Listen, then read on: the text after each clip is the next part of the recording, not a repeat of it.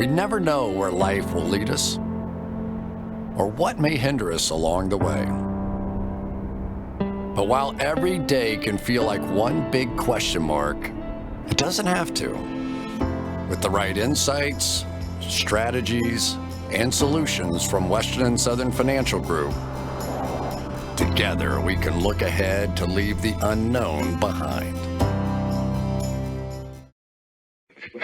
What's that football focus doing? Last week they had Brady. This week they got Brady. We're literally doing it differently from everybody else. As a matter of fact, moving forward from this point on, I will not make reference to PFF.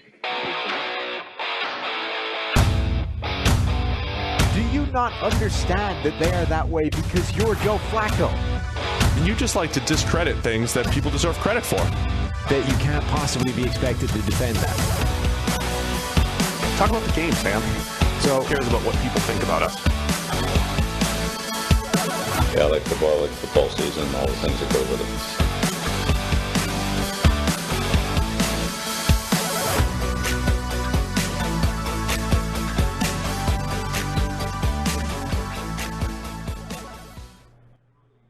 Welcome into the PFF NFL Podcast. Steve Palazzolo, along with Sam Monson. Sam coming to you live from Radio Row out in Los Angeles, and I'm still in Cincinnati here.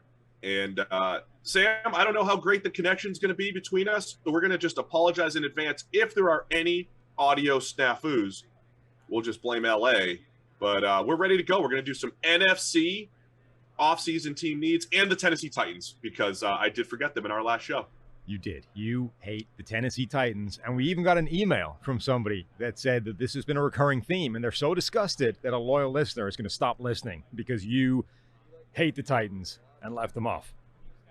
Yeah, and so I want to personally apologize to Justin, who is no longer listening to us. We did forget the Titans. It is all my fault. Yeah. Sure, really Sam is. should have some checks and balances. No. Maybe have like a little checklist to make sure I don't miss anything, but it is my fault. Mm-hmm. I was directing the ship. I was going division by division. I thought we'd hit everyone, and we only hit 15 out of the 16 AFC teams. Look, it's not the first time we've forgotten a team. It's probably not going to be the last time. There's no inherent bias against the Titans.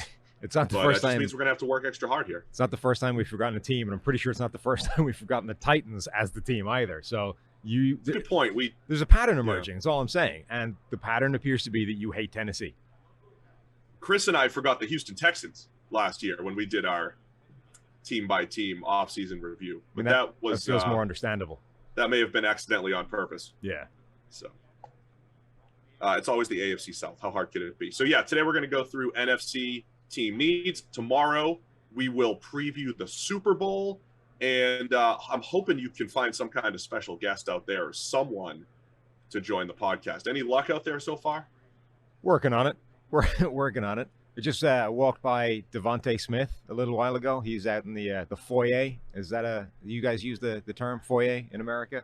Yeah, sure. Yeah, he's a very small person, like really small. Foyer? Yeah, I was going to say, how big's he? I mean, so he's about an inch or so taller than me, but I outweigh him by like 20 pounds at this stage. The dude is skinny.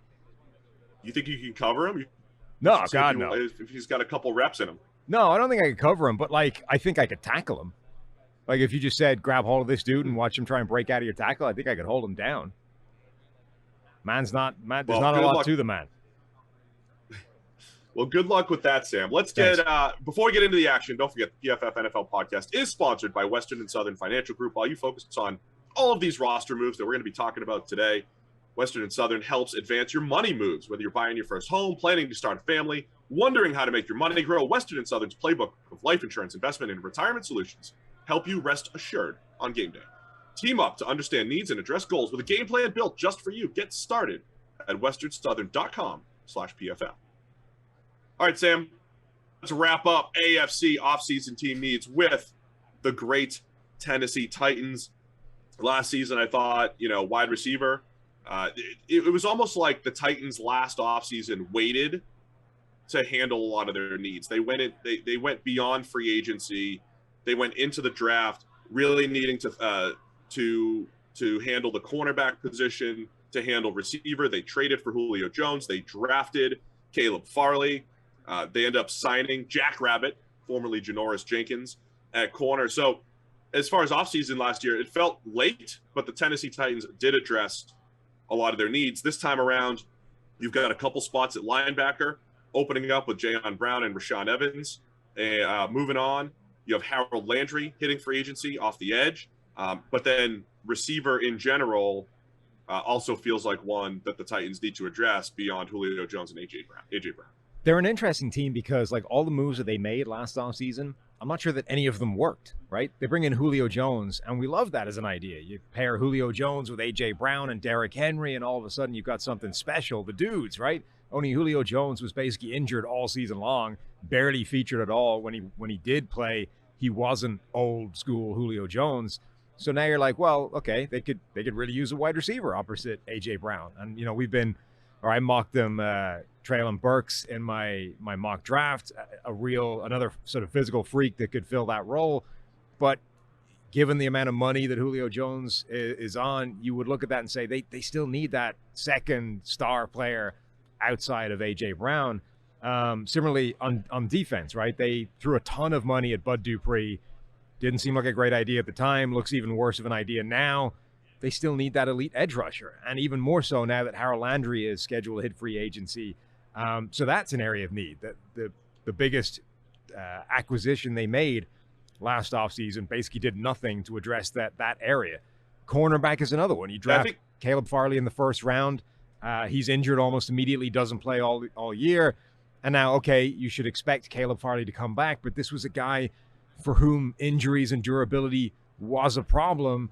And, you know, can you rely on Caleb Farley next year? You probably still need to add corner depth. Yeah, so maybe throw cornerback depth in there. I know Christian Fulton stepped up last year, and Jack Rabbit has 1 year left on his contract in 2022, so maybe cornerback depth as well. But I think overall, all pass catchers, right? So compliments to A.J. Brown. Could be tight end as well. We thought Anthony Ferkser might step up a little bit last year. Didn't necessarily see that.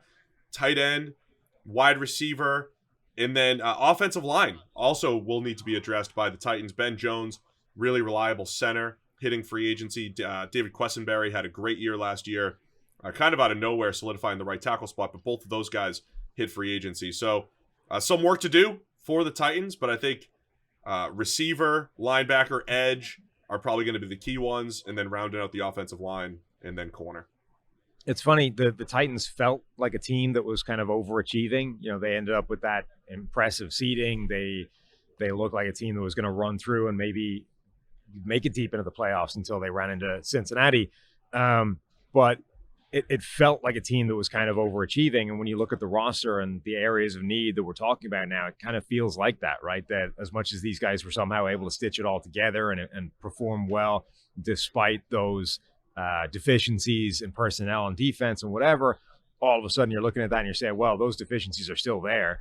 They're actually getting worse because free agency is about to take a bunch of players away from them.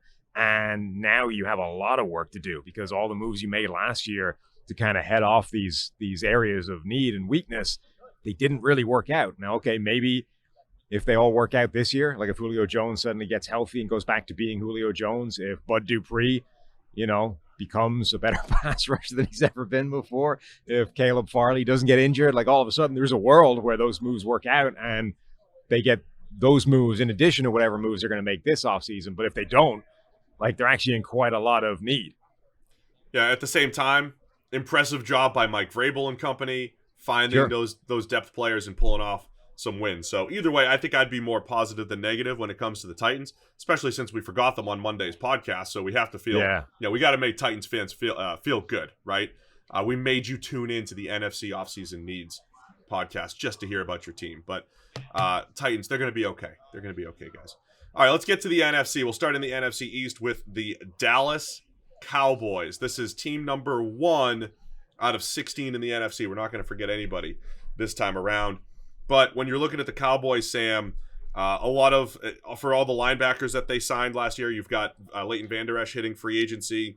You have their entire safety unit, essentially with DeMonte Casey, Jaron Kearse, for whatever you want to call him, a slot/safety. Malik Hooker, they're all hitting free agency, so safety is going to be a big one.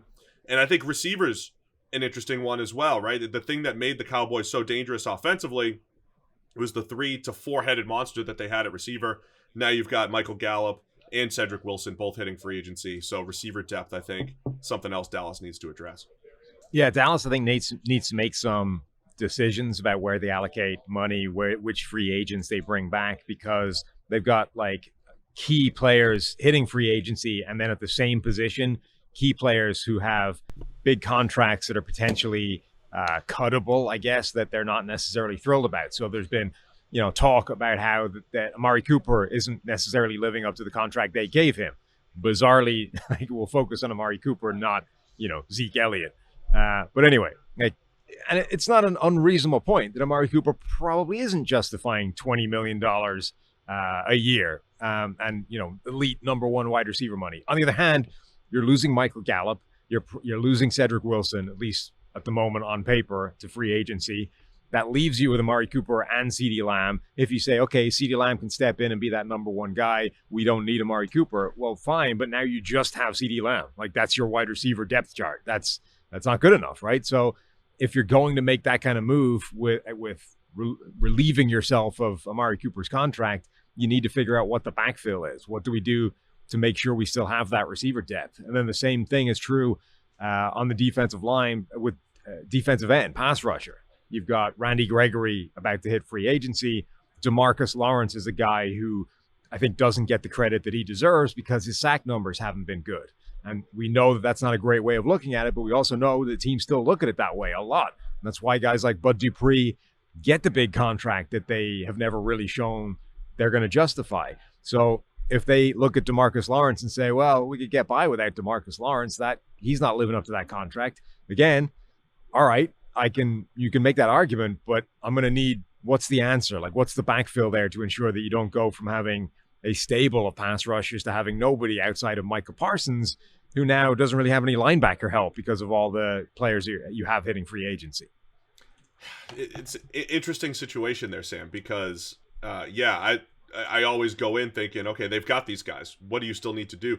When you have DeMarcus Lawrence and in his APY, both him and Amari Cooper over $20 million on their contract, right? Mm-hmm. So they are big deals. But I think Micah Parsons adds some flexibility now to what the Cowboys do. I would want to have DeMarcus Lawrence plus Micah Parsons, and they were really dangerous when they had the third rusher in Randy Gregory, who you said goes, hits free agency. The other part about offensively, remember, Dak has not been a clear-cut top 10 quarterback his entire career. He was top 10 as a rookie. He ranked in the 15 to 20 range for us his second and third years, but that third year is when they got Amari Cooper, and we saw a very distinct difference in Dak's production once he got Amari Cooper. And it's not necessarily just Amari Cooper, it's having dudes to throw to, having playmakers. And I don't want to, if I'm the Cowboys, I don't want to get back to that world where Dak has to elevate other receivers. I want that world where defenses have to look at Amari Cooper and CeeDee Lamb and say, how do I cover these two guys? And oh, by the way, Michael Gallup was probably the best number 3 when healthy. That is what has made Dallas really explosive. Yeah, they had Gallup hurt and Cedric Wilson stepped in, but again, it's having 3 legitimate options. And that's a big reason why Dalton Schultz, who also hits free agency, that's why he broke out. He did a nice job working the middle of the field because teams had to account for those 2 receivers on the outside. So if I'm Dallas, I say this about Kansas City, like, I don't want to see a world where Patrick Mahomes doesn't have enough weapons. I feel the same thing about Dak. So I think making sure that they replenish that receiving core and tight end now with Schultz hitting free agency has to be a huge priority for the Cowboys. And it also feels like Dak Prescott is one of those quarterbacks that needs that deep stable of receivers more than some other quarterbacks, right? Aaron Rodgers is probably the best example of the opposite type of QB, right? You got one elite guy in Devontae Adams. Outside of Adams, it doesn't seem to matter who you put in there in that Green Bay offense. Aaron Rodgers will make it work. Like the passer rating throwing to Alan Lazard or Marquez Valdes-Scantling or anybody else in that offense is still amazing. Rodgers will get those guys the ball, and you don't need 3 or 4 guys that are all really good players to get him open targets and make him look really good. Dak Prescott, I think we've seen a pretty tight correlation throughout his career now between like the number of really good options he has to throw to and how well he's going to play. So if you're Dallas and you're looking at this and you're sort of on the fence about whether Amari Cooper is worth that $20 million a year or not, like that should be a really big part of your decision-making process. That, okay, maybe in a vacuum he's not, but this has bigger ramifications than just, is Amari Cooper personally justifying that money? This also affects what Dak Prescott, the guy who's got all, like, the biggest chunk of money assigned to him, this affects how he plays in a really important way, and I don't know that you want to mess with that. Yeah, I completely agree. Do everything you can to keep those playmakers strong there. The other place that keeps coming up with the Cowboys is defensive tackle. They haven't made like high-end investments there, but they've tried a lot of players over the last couple of years. Tristan Hill, Neville Gallimore, Osa Odigizua. All of those guys have had moments where they've been good, but ultimately the PFF grades end up below average. And I think defensive tackle plus the Randy Gregory replacement, probably important for Dallas to address this offseason. Yeah, I think certainly throw a player in there, but as much as both guys had grades in the 40s this past year, I think both Neville Gallimore, who remember was injured and was playing with this giant scaffolding rig on his arm for the season, and Osa Odigizua, I think both those guys have shown flashes to the point where you could realistically predict a better season for each of them next year. And yeah, I wouldn't want to be relying on it 100%. So let's throw another body at it as well. But equally, I don't think that's as glaring a weakness as it looks, or as some other positions they're dealing with. All right, New York Giants are up next. But first, everybody loves when I tell you roses are red, violets are blue. Don't let a wild pube wreck you. Don't lose your connection here, Sam, just because you're over there. You got to listen to the whole thing.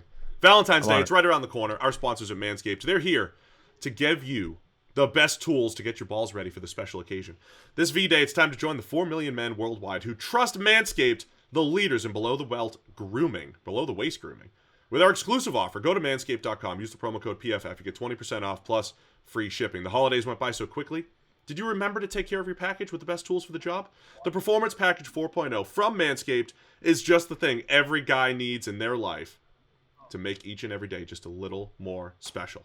Is this being broadcast over on Radio Row there? Can everybody hear me? Or is it just No, I'm a little bit disappointed that you're not reading this live here in a room full of this many people. It would have added something to the proceedings. I would scream it from the rooftops. I would say February 13th. It's going to be a national holiday, National Shave Your Balls Day. That's what they want at Manscaped. We can make this all happen. Manscaped created their products for a night just like this. They'll make your V-Day date say, wow, great set of balls you have there. Get 20% off and free shipping with the code PFF. It's over at manscaped.com. 20% off with free shipping. Manscaped.com. Use the code PFF. Join Cupid and shoot your arrow with Manscaped this Valentine's Day. All right, Giants are up next. Thank you. Team number 2 in the NFC out of 16. Giants, what do they need besides everything? Wink Martindale, by the way, now hired as defensive coordinator. You don't always get defensive coordinators that have distinct styles like Wink Martindale. If he's going to bring this Ravens system over, we're talking blitz heavy. We're talking trusting your corners on an island, and so that probably changes the arithmetic as far as a team building effort for the Giants on the defensive side of the ball. Yeah, and all of a sudden it gives the Giants like a pretty exciting coaching setup, right? For the first time in a while, you look at the group that they did bring in, you're actually, all right, like this could make some fun things happen. We talked before about how you connect Brian Daboll with Daniel Jones, and that could actually be an intriguing thing going forward. Wink Martindale for the defense. I'm pretty encouraged by what the Giants have done in their coaching search and their coaching hires and building out that staff.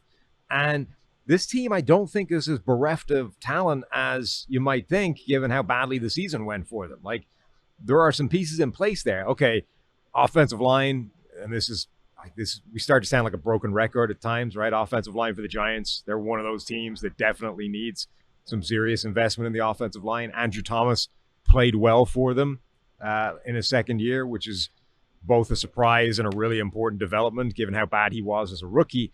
But this was a guy that we liked coming out as the best tackle in that draft. If he continues that development curve, that's a great sign for them. But like the other 4 spots need attention, or at least 2 or 3 of those spots definitely do. So build that out. But there's some players on defense. The receiving core, I think, is actually talented, even if they didn't have any kind of production last year and couldn't stay healthy, haven't been on the field at the same time. And actually, Andrew Thomas scored more touchdowns than most of them. But like, your favorite stat. It's a group. it's a group that I think that can work, right? Kenny Golladay, Sterling Shepard, Kadarius Toney, Darius Slayton. Those guys I think can function as a pretty high-level receiving core if that offensive line stays intact and if Daniel Jones can play well enough to get them the ball. Yeah, I would add, as far as a strength for the Giants, I would look at the secondary. And, if you are going to be playing that man coverage, Adoree Jackson is equipped to do that. James Bradbury's equipped. So that's a good starting spot at corner. So I think that the investment that they've made in the secondary the last couple of years, it is an interesting roster because I do think if they're healthy at receiver, to your point, and they're healthy at corner, they're pretty strong on the perimeter. At least they have the name value. They've got the potential on the perimeter. But yeah, it's going to come down to that offensive line. I think you nailed it. Left tackle looks pretty solid now with Andrew Thomas. Everything else needs to be addressed. Kadarius Toney looked like a potential star at receiver. I like the way those pieces could work together with Toney and Golladay having different skill sets. Evan Ingram, you're going to lose him. So tight end, with just Kyle Rudolph and Caden Smith left, tight end is a place that can be addressed. And then it will be interesting to see what happens at edge rusher because, again, looking at what the Ravens did, the Ravens never really had great pure edge rushers because they blitz so much. It's a nice luxury to have, but they never went out and, had a Terrell Suggs or a guy that was going to win a ton of one-on-ones like they did, the old Ravens did. It was a lot of, movable chess piece types and Tyus Bowser and Matthew Judon. And so you've got Azeez Ojulari there. You probably want another option opposite him. But and probably the defensive line probably needs to get a little bit younger with Leonard Williams, getting up there in age. But I think a lot of the foundation on the perimeter is in place there for the Giants, and I think it's going to be a lot of O-line, pass rusher as far as offseason needs go. And they're in a really great position in the draft with those 2 high first-round draft picks. Like the Giants are a team.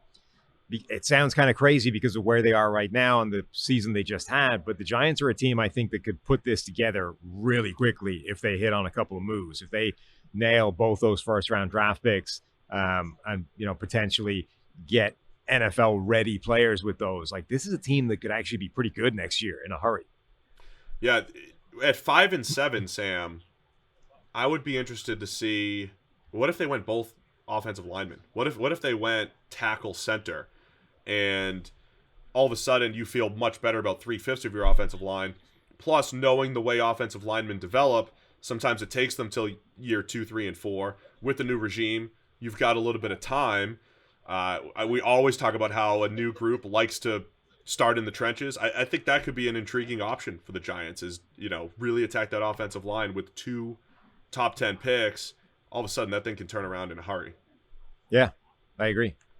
So offensive line, it's an offensive line offseason for the Giants, but on paper, things look pretty good as far as receiver and cornerback go. Let's go to the Philadelphia Eagles, our 3rd team out of 16 in the NFC. They've got the 3 first-round picks, which makes them one of the more intriguing teams this offseason to figure out how they're going to build that roster. It felt like they were in rebuilding mode last year. The one thing that I think is different for them versus previous years, they're starting to have a lot more turnover on that defensive line. Their safeties are all hitting free agency, so there's definitely some defensive pieces that need to be overhauled, but there's also a lot of starters returning on the offensive side of the ball. So what are you looking at for the Eagles this offseason? Yeah, I think they need to rebuild, restock, replenish that defense.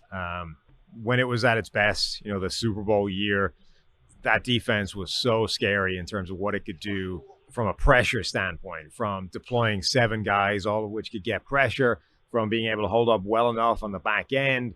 Like all of a sudden you look at that defense and it just doesn't have that kind of, it doesn't have that depth. It doesn't have that kind of impact. It just doesn't have that group. So, you've got the likes of Brandon Graham and Fletcher Cox who were incredible servants of this team for a really long time. I don't know that you can really rely on either one of those guys going forward. Fletcher Cox is still playing reasonably well, but he's now a very expensive, reasonable player. They've brought in guys like Javon Hargrave. They drafted Milton Williams. These are guys that are supposed to have, I guess, taken that mantle from Fletcher Cox at this point. Hargraves rushed the passer very well, but wasn't good against the run. Neither one of them basically looks likely to replace what Fletcher Cox was at his best. They probably still need to add bodies up front.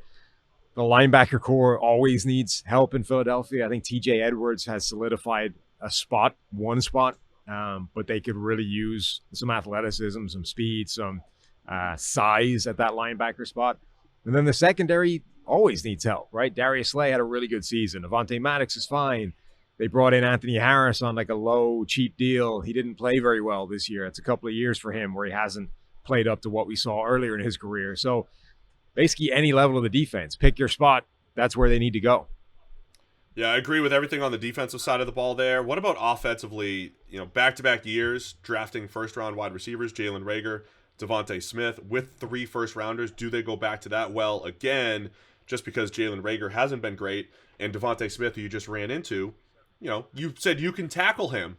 So, maybe he's not that true number 1 overall. No, just having a complementary piece to Devontae Smith or an opposite body type like a Drake London or something, or a Treylon Burks could round out their receiving core, because they're certainly not done, I don't think, building that side of the ball. No, I agree. Like if they, particularly if they find an obvious number 1 style receiver, if they find a true X type receiver, a big body, a guy that you don't have to worry about against press coverage, a guy that can just dominate from any area of the field, I think A, they probably don't have that guy yet. B, I think that would have an immediate impact on how well Devontae Smith plays, because he is an incredible route runner. He will get separation. He does have fantastic hands and body control and sideline ability. And if you don't have to worry about, or if he doesn't have to worry about press coverage and, elite number 1 corners just getting aggressive with him, then I think his production goes through the roof as well. Obviously, all of this is contingent on Jalen Hurts continuing to develop and improving. But yeah, like if they find that guy, absolutely a number 1 wide receiver should still be a target for them. But I think their priorities should all be defense focused. Yeah, depending on how you classify starters, looking at the PFF depth chart, there's about 6 returning starters for the Eagles. So between all of bunch of their linebackers and safeties hitting free agency, and of those guys returning, you have guys like TJ Edwards, Fletcher Cox, Javon Hargrave, and Brandon Graham either aging or just heading into the last year of their contract. So when you talk about needs, it's not just 2022 needs, it's also the future. And if the Eagles had a draft that looked a little bit like 2020 Panthers, which was all defense, I'm not saying that's definitely the way to go, but based off where their needs lie, it wouldn't be all that surprising. So they've definitely got some work to do as far as replenishing that side of the ball. Well, they're one of the few teams that doesn't need offensive line help. Yeah, my only thing with that is, Jason Kelsey gone, Lane Johnson, as they get a little bit older, Brandon Brooks retiring, it still needs to be addressed a little bit in Philadelphia. Yeah, and then how much do you want to be forward looking and have that youth movement as well? Sure. I mean, you always need to draft offensive linemen, right? Just to keep the conveyor belt going. But like the way that last year worked for them in terms of missing so many guys and forcing other players into action, they actually got development time for a lot of these guys. They drafted Landon Dickerson last year, who ends up playing guard for most of his rookie year. Like that's the center replacement. That's Jason Kelsey's heir. He can now step in at center if Kelsey's no longer there. And he's already had like a year under his belt playing guard and getting acclimatized to the NFL. So I think they're in a good spot. Obviously, you can always continue to keep drafting offensive linemen. You're never like set long term. But they're one of those teams that you're not coming into this and saying, oh, well, one of their first priorities should be overhauling this useless offensive line. Philadelphia's actually in a pretty good spot there. Is quarterback in need for the Eagles?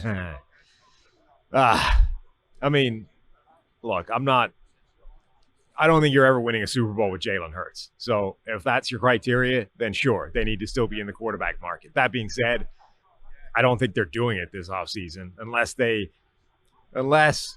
Russell Wilson or an Aaron Rodgers, or like one of these things sort of becomes an obvious option for them. And because all these guys have either no trade clauses or are involved in the destination heavily themselves, like unless it like just unfolds in such a way that this thing drops into their lap like a fait accompli, I don't think they're going to be in that market. So do they need one? Probably. Are they in that business right now? Probably not. I mean, do with that what you will.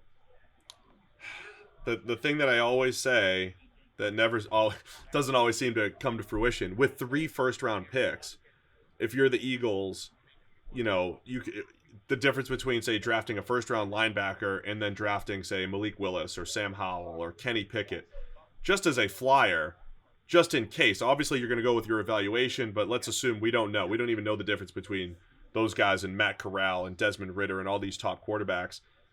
Do you have this luxury of getting that guy in there? And I keep saying, look, I'm fine with Jalen Hurts on a rookie contract, but 2 years from now, when the market might command 20 to 30 million for him, I'm not in there. So if I have a rookie quarterback now, have him on a rookie contract, maybe that's how I would play it, right? The value of a first-round linebacker, first-round defensive lineman, or the payoff of a Malik Willis or a Sam Howell, whoever else it is, on a first contract might be worth it, even for the controversy of having the extra quarterback in the room there. So I will continue to pound that table as we discuss Eagles team building.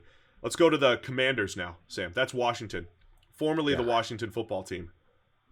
You all in on the Commanders yet? I see we haven't updated that in Ultimate. You want to get on that? There's a whole rebrand that's happened, and you've done nothing.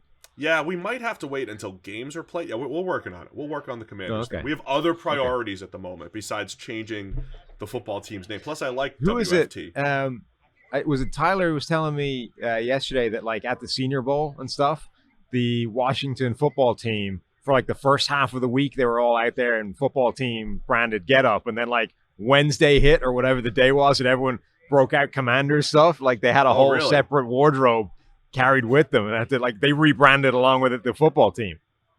It probably just arrived in time, right? It just came in time after the announcement. So the Commanders. Quarterback obviously going to be the biggest focus for them this offseason. Beyond that, there's a lot for a team that when we were doing this exercise about 2 years ago, it looked like, wow, they've got a lot of issues, but they've done a better job at receiver, offensive line.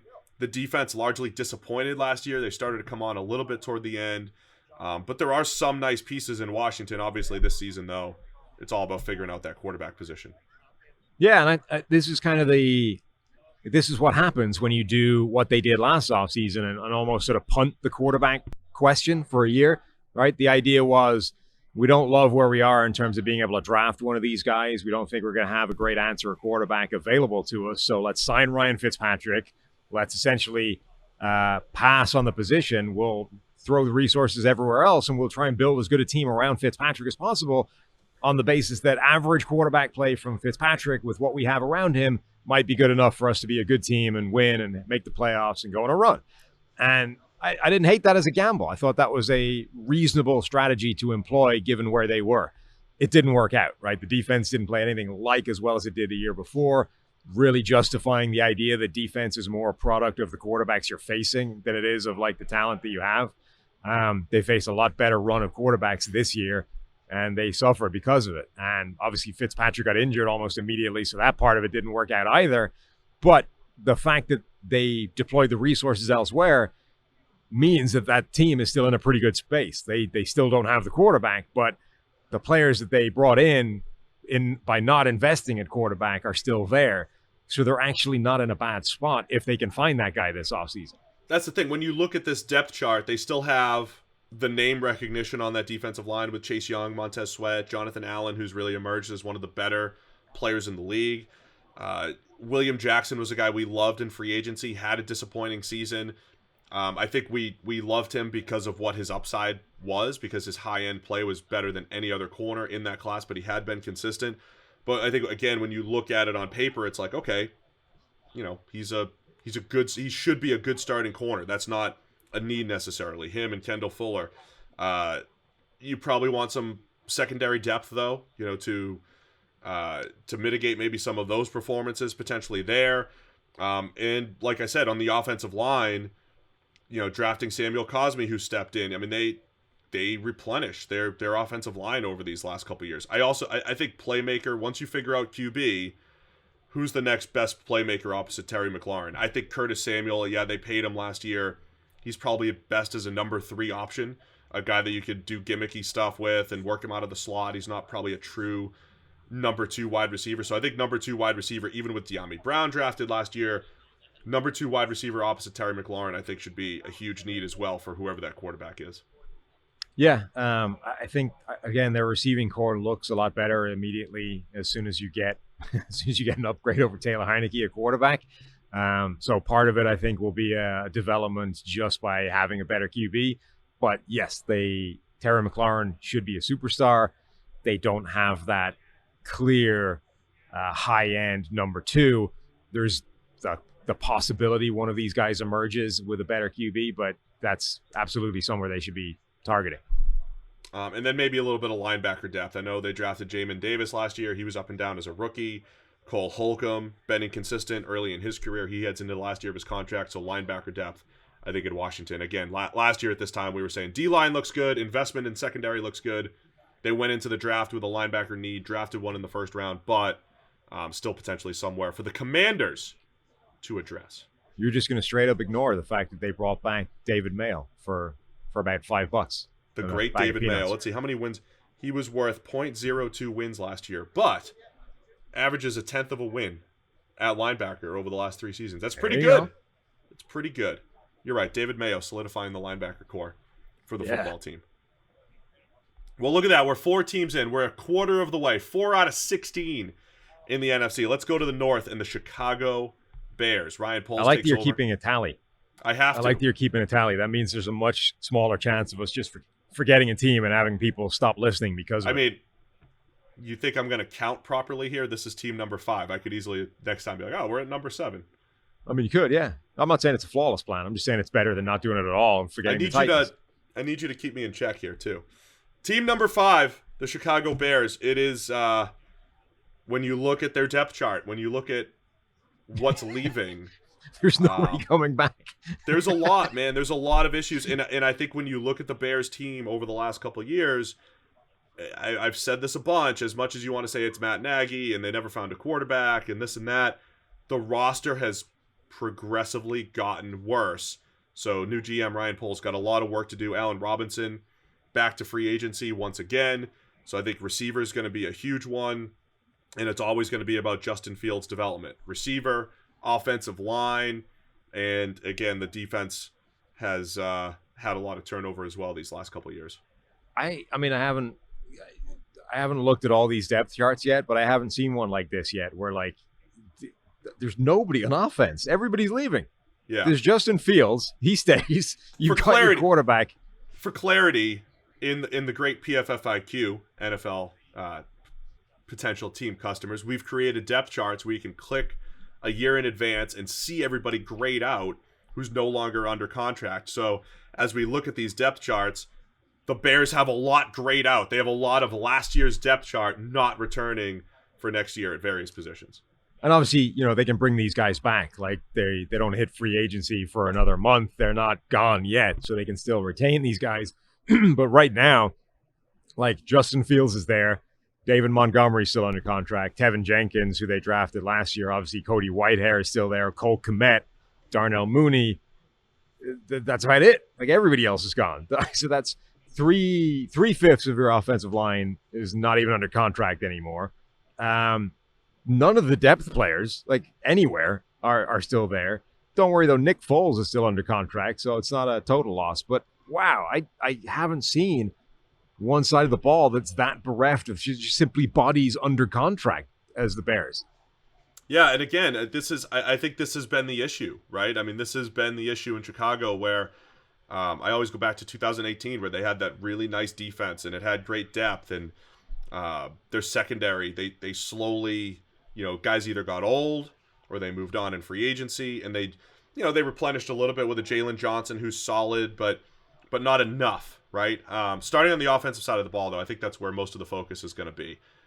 You have Darnell Mooney, who I love Darnell Mooney. I mean, he's fast. He could do a lot of different things. I don't think you're looking at Mooney as a true number 1 wide receiver. So you want to have a high-end option, and Allen Robinson either returning or replacement. But you still need other receivers. Cole Kmet at tight end, he's okay. He's probably not as good as they were hoping as a second-round pick. He's more of a run-blocking tight end anyway, so you could use a pass catcher there. And then let's say Tevin Jenkins, last year's second rounder, steps in at one of the tackle spots. We still don't know how good he's going to be, but the other tackle spot is a huge question mark, and 2 out of the 3 interior spots. So O-line and playmaker, man, it's got to be top priority, I think, for the Bears this offseason. Yeah, I mean, look, the defense needs a lot of work as well, but you need to do everything possible to try and help Justin Fields. I mean, last year, the single biggest indictment of the Matt Nagy regime, of the job he was doing, the single biggest indictment outside of him talking to the media, which was by far the worst thing he did last year. But outside of that, the worst thing he did was really didn't do a great job of helping Justin Fields out in any way, shape, or form. I think some of the things people were saying about that were a little bit overdone, but they really didn't help Fields. This year, that has to be what everything is about right now. You've got a quarterback. He's shown more than enough to make you think that he can be the guy going forward. He still had like a top 10 big-time throw rate in the NFL, which is way better than any of the other rookies were able to achieve.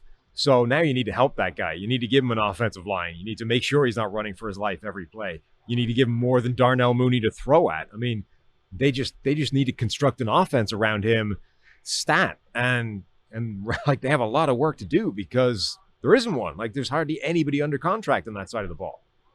And then you mentioned, defensively, Khalil Mack and Robert Quinn, the only 2 players in the front 7, starters in the front 7, signed beyond 2022. So an influx of youth as Akeem Hicks, he's been their best interior defensive lineman for a few years now. He's even dropped off a bit since his peak in 2018. So big dudes in the middle are needed, and safety is another place where Tayshaun Gibson has been, they keep bringing him back, but safety and cornerback depth as well. So there's a lot of work to do in Chicago. Do you think they focus mostly on the offensive side, though, given the offensive line and receiver question marks?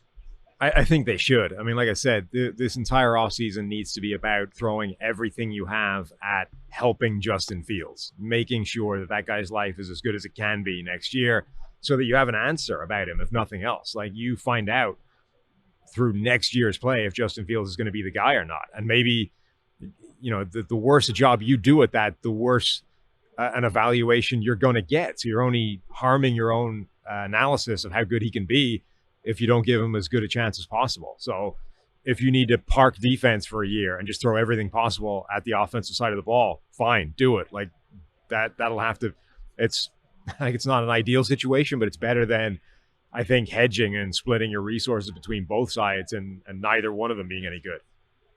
The other part to that, Matt Eberflus taking over at head coach, he did a pretty good job in Indianapolis getting the most out. When you play this conservative, zone-heavy defense, you can kind of hide lesser talented players, and it might be the best strategy for the Bears, right? Focus on offense, stitch it together defensively. But so yes, Eberflus has a history of kind of, I guess, overperforming with players that aren't necessarily that talented on defense as a collective.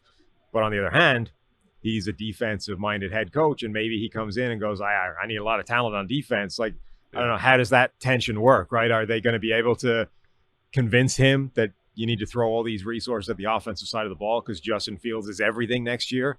Or is the fact that he's a defensive-minded guy going to skew some resources towards that side of the ball? It's a really good point, and I think it's when people talk about all these interviews and all that stuff, the relationship between the GM and the head coach is so huge because they have to be able to, they're creating a roster together. They're creating a top 53 together and doing what's best for the organization. We're going to move on to the Lions, but first, the moment we've been waiting for since September. It's finally here. In honor of the big game, DraftKings Sportsbook, an official sports betting partner of Super Bowl 56, is giving new customers 56-1 odds on either team. Bet just $5 and get $280 in free bets if your team wins. DraftKings Sportsbook is now live in New York, meaning you can bet from almost a third of the country. If Sportsbook isn't yet available in your state, just play DraftKings Daily Fantasy Football Contest for Super Bowl 56. New customers could get a free shot at $1 million top prize with their first deposit. So download the DraftKings Sportsbook app now. Use promo code PFF. Get 56-1 odds on either team. Bet just $5 and get $280 in free bets if your team wins. It's promo code PFF at DraftKings Sportsbook, an official sports betting partner of Super Bowl 56. Must be 21 or older. See DraftKings.com/sportsbook for full list of requirements and state-specific responsible gaming resources. Gambling problem? Call 1-800-GAMBLER. All right, Sam, on to the Lions. And I think, if you're a Lions fan, last year at this time, what are their needs? Everything. and then you go into the season, and it's like, all right, we invested in the trenches with Penei Sewell, Alim McNeil. You're focused on the big guys in year one. And I think a best case scenario coming out of 2021 is seeing young players emerge and seeing someone like Amon-Ra St. Brown as one of the best rookie receivers last year. Boom, all of a sudden, one of those receiver spots looks pretty good now going into 2022. There are some positives coming out of the Lions season where now they're picking number 2 overall. Yeah, last season was all about building in the trenches, both offense and defensive line. And I think we were saying all last season that the logic behind that, or at least a piece of the logic behind that, was that those positions take longer to develop to reach their potential in the NFL than other positions, right? We've seen how quickly wide receivers can hit the ground running at the NFL level and be impact contributors basically from day one. The same thing is not usually true on the offense and the defensive line. Okay, there are guys that buck that trend, and Tristan Wirfs and Rashawn Slater in the last 2 years have kind of, they may be skewing things a little bit, and you go, oh, maybe. But the point is they drafted those guys, and you don't necessarily need to have seen them be amazing year one to still be confident that they'll develop. And I think that's Penei Sewell played really well, actually, on the offensive line, both at left and right tackle. But the same thing is not necessarily true with Alim McNeil and Levi and Onwuzurike on the defensive side of the ball. But I don't think you should panic, right? I think they should have expected those guys to maybe take a little bit of time, and next year they'll be better. So you don't go back to the well this time. You stick with the plan, and you say, now's the year we deploy resources on the edges, and we go for wide receivers, and we go for cornerbacks. And the fact that Amon-Ra St. Brown made the most of his opportunities last year and said, hey, I can be your slot receiver going forward. Fantastic. That's like a bonus. But now you need to go find that number 1. Like, now you need to go find those top 2 guys on the depth chart at receiver, and ideally, an elite cornerback, because Jeffrey Okudah and Amani Oruwariye, they haven't really been that guy yet either. Melifonwu still hasn't shown it. So they've thrown kind of little bits and pieces of resources at cornerback, but you still need to find that guy. Yeah, there's obviously still a lot of holes here on the Lions, and then the big one that we haven't addressed yet is quarterback. So Jared Goff, presumably not the answer going forward. They got him as a bridge starter, man. I mean, that's the move. Bridge starter in order to procure those first-round picks that the Rams gave up to them. And the Rams were mean, man. They're about to, potentially win the Super Bowl. They're going to give them pick 31 or 32 in the first round rather than something in the 20s. But how do the Lions address QB? I don't think they're going to be taking one at 2. I think that's where you're talking defensive line and Aiden Hutchinson, or, something that's going to help somewhere on the defensive side of the ball, most likely. And then circling back and, is there a quarterback that they like at the back end of the first that they could develop behind Goff? Yeah, it's an interesting discussion. Like, when in this multi-year process was the quarterback supposed to come, right? Like, it looks like their strategy was trenches year 1, perimeter year 2, and then QB year 3. Like, does the QB then come in and sort of step into this team that's ready, like immediately ready-made to be good? Or was the quarterback always supposed to come in year 2? And maybe that's when it's supposed to happen. And they've got this, if that's the case, they have this kind of slightly weird situation where they're picking it like the top of the first round and the bottom of the first round, and the QBs maybe are all likely to go somewhere in the middle. It feels to me like the quarterback isn't supposed to come until the end of all this, right? The vision was, let's construct this team, and Jared Goff is like the sacrificial lamb to just take all the beating while we're building this thing, and then we drop kick Jared Goff out of the team, and we bring in the quarterback who just steps in and this to a good situation right away. If that's the case, they're going wide receivers, they're going cornerbacks. Jared Goff maybe eats it for another year, and then we figure out who the QB is next season. Now, maybe they draft that guy, though, this year, and he develops for a year behind Goff before they throw him into the situation. But obviously, quarterback is a need. The question is just whether they're going to attack it now versus 12 months' time. It would be intriguing not to attack it now based off what we think about the draft class, right? That there's 5 guys who could go in any order, and there's not a clear-cut guy, and who knows how good the Lions are going to be this year. They have 2 first-round picks again next year, their own and the Rams once again. So they might be in better position to draft a better player and hope that somebody emerges in college that's a clear-cut top 10 caliber quarterback. The weirdness of the quarterback group this year also sort of opens up those possibilities of, like, you know, there are going to be 32 different rankings of all these guys, right? There are going to be quarterbacks that most teams love, some teams hate, some teams love, most teams hate, all those kinds of things. And maybe with the Lions picking at the bottom of the first round, there's a guy that falls all the way to them that actually they think is really good. And they end up kind of, quote unquote, lucking into a quarterback that they think is amazing that everybody else doesn't like and let slide in that first round. I mean, in my mock, I had Malik Willis slipping all the way to the Lions. Based off talk and the Senior Bowl and just the buzz around the Super Bowl here, I doubt that happens. Like, I think Malik Willis ends up going a lot higher than that. But that's the kind of scenario, right? Maybe it's not Malik Willis. Maybe it's a Kenny Pickett because of his tiny little hands, you know, with the double-jointed thumb, right? Just can't grip the ball. Maybe it's not. But one of those guys could end up slipping as far as them, and all of a sudden that changes the plan, right? Because you just weren't expecting that guy to be available at 31 or 32. But that's in at 31 or 2, you're securing that fifth-year option. And it could be for the second or third best quarterback in this draft, which might be worth according to your board, yeah. And again, if you think about it through the lens of, okay, what if they draft Kenny Pickett, say, and he's not that good? The alternative is, okay, maybe we missed out on a late first round receiver or a corner or another defensive lineman or whatever it is. But there's the upside of a Kenny Pickett hitting, being on a first contract is huge. If he doesn't hit, okay, we come back next year and we draft another quarterback. And chances are there might be somebody around the league who gives you a second rounder for Kenny Pickett or whatever it might be. And, you know, you can mitigate some of the damage, but the payoff of having that quarterback is huge. And picking late first round, the Lions have a chance to secure that fifth year option. So it will be interesting to see what they do at quarterback. Obviously, that's going to be a huge priority. And I think the perimeter, as we talked about, receiver and corner, a place that they absolutely need to attack this offseason. All right, that's 6 teams done in the NFC. 6 out of 16. That's 37.5% of the way there, Sam. We're making great time. Green Bay Packers are next. I overused the word fascinating. I apologize. Fascinating and interesting. We'll work on the thesaurus, but few off seasons going to be more fascinating or interesting than the Green Bay Packers, starting with what Aaron Rodgers is going to do, Davante Adams hitting free agency. Will they franchise him and make him come back? Will they make him come back without Aaron Rodgers and really, piss him off? There's a lot of potential turnover in Green Bay this year. Compelling, captivating. Come on, it's not that hard. I agree. They're in that spot, right, where kind of where they were a year ago, which the idea that Aaron Rodgers and Davante Adams might depart at the same time and could potentially go somewhere as a package deal and all this kind of thing. Like, this is still on the table, and it's getting more and more real now because Davante Adams is scheduled to be a free agent right now. I've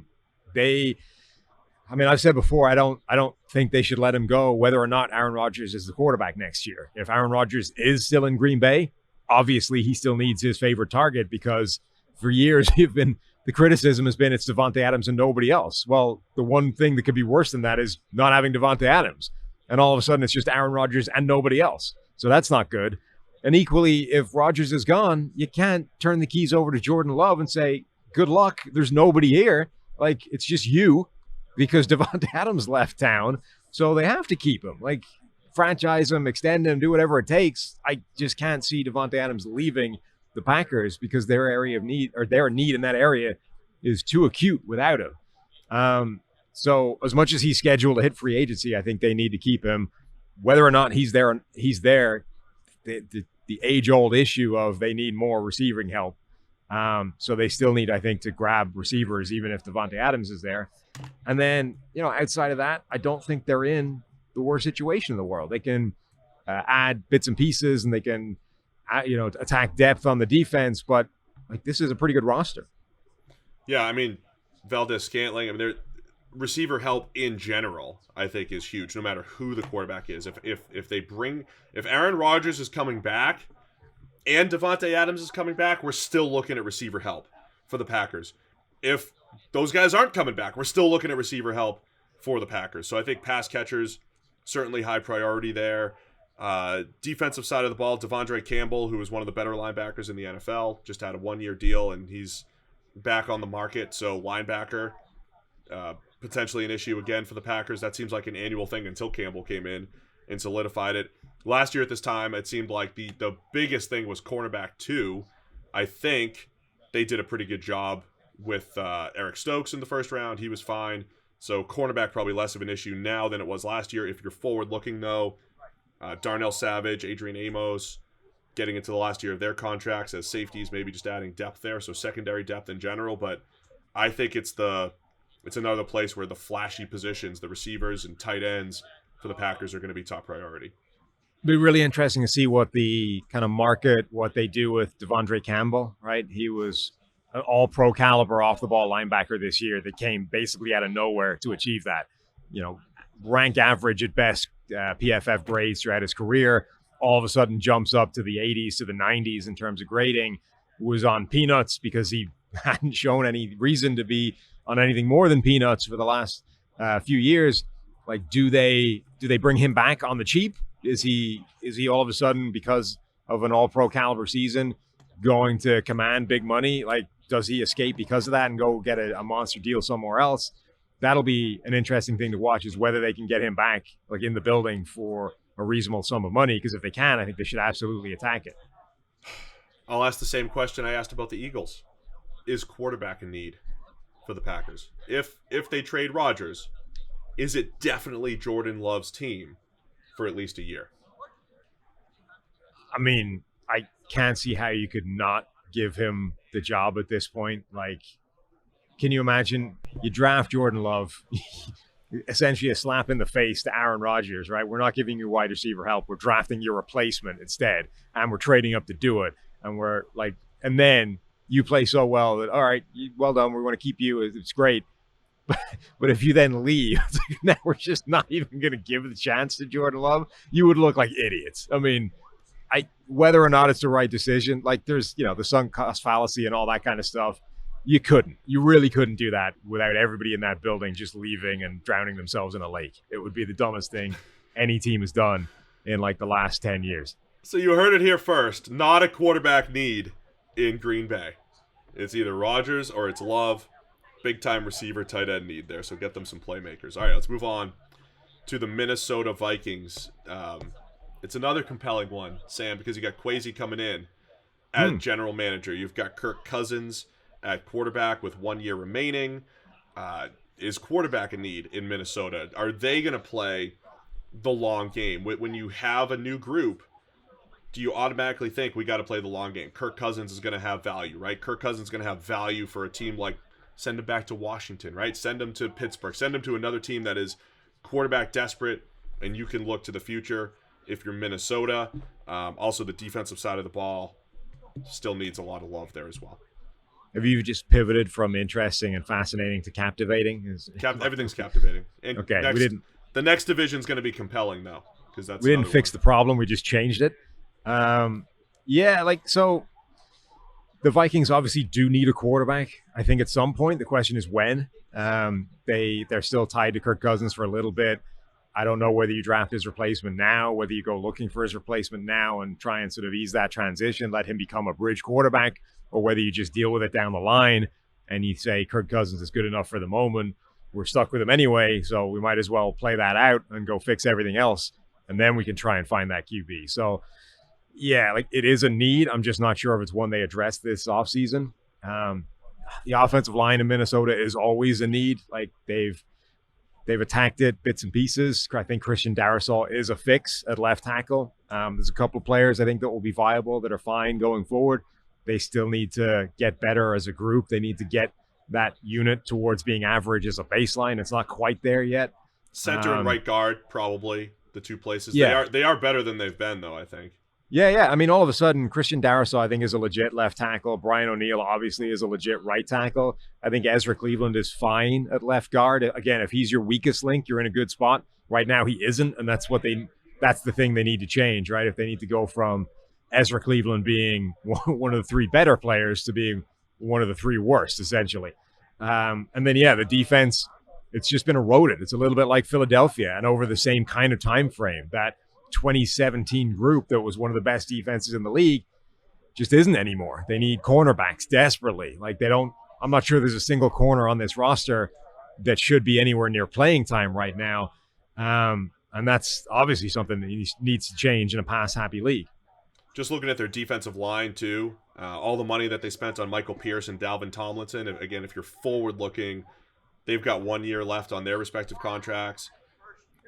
Someone opposite Danielle Hunter as a pass rusher. I think the entire defensive line needs an influx of youth. I am interested to see where Kwesi's head is at, though, as far as this roster. There's a lot of guys making between $10 and $20 million per year.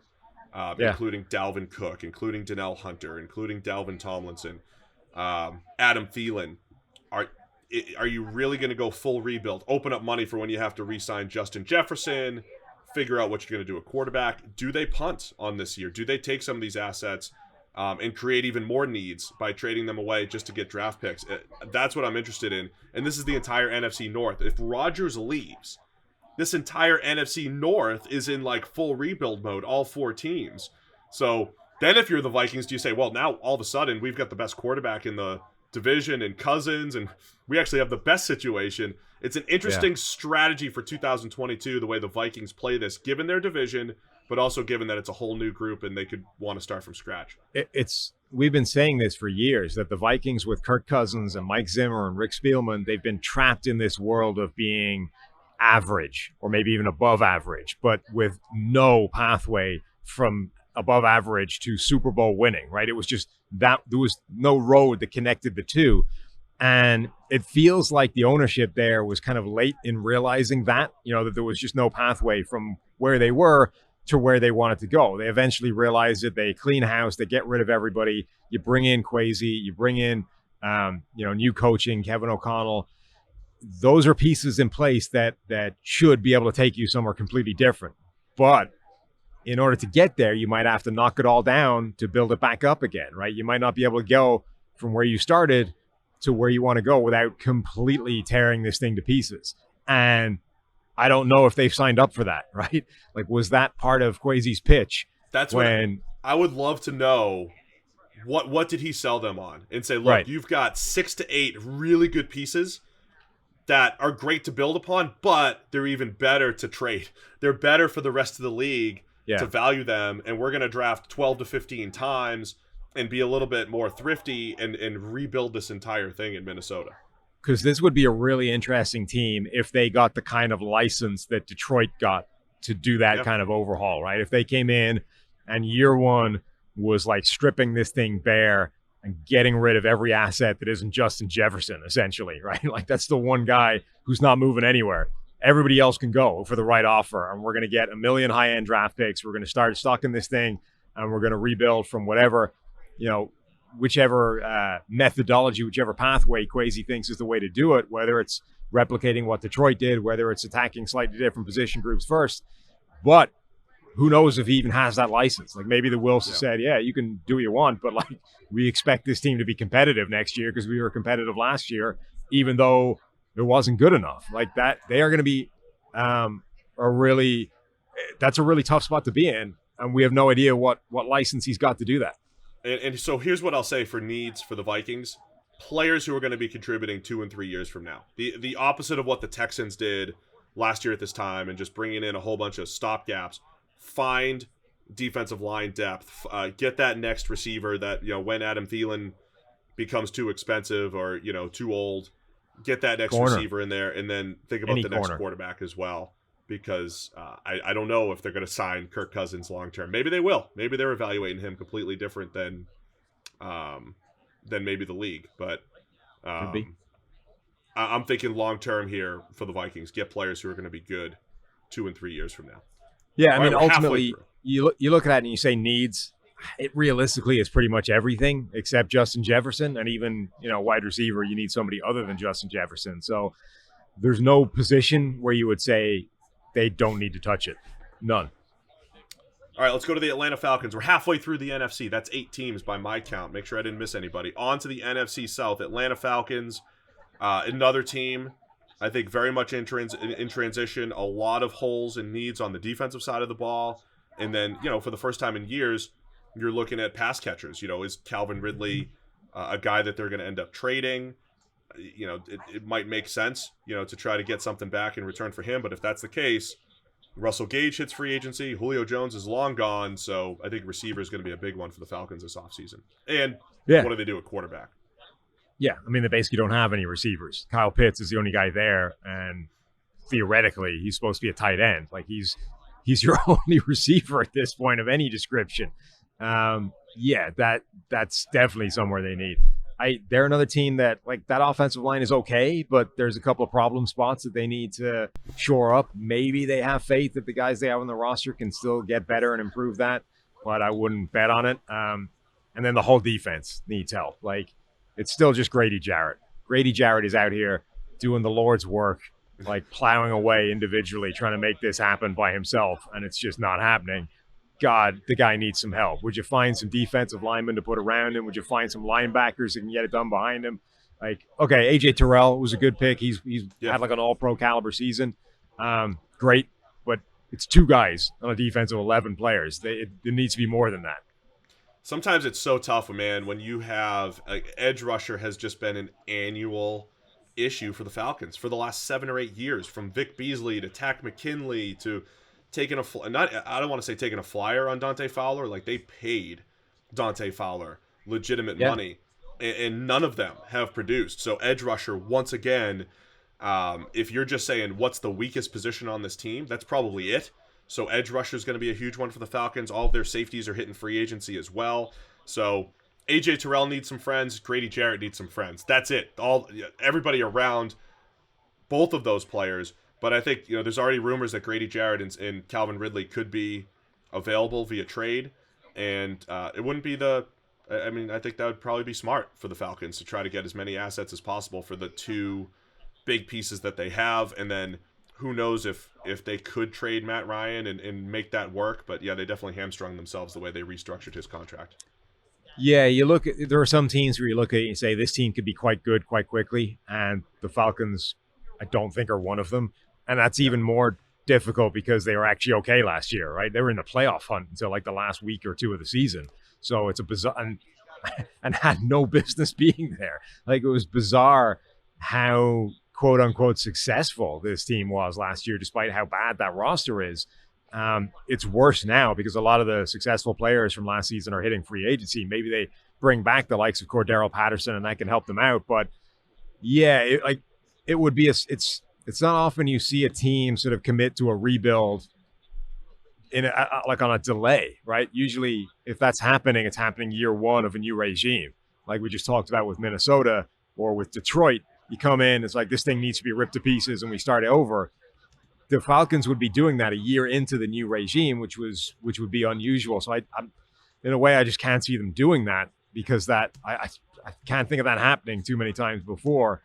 So they just need to start hammering resources at the areas that are really weak. Like maybe they do trade away a Grady Jarrett just to be able to throw 3 picks and some spending money at wide receiver and bring in weapons, or to just plow resources into the defense. But they need receivers, then they need every area of the defense.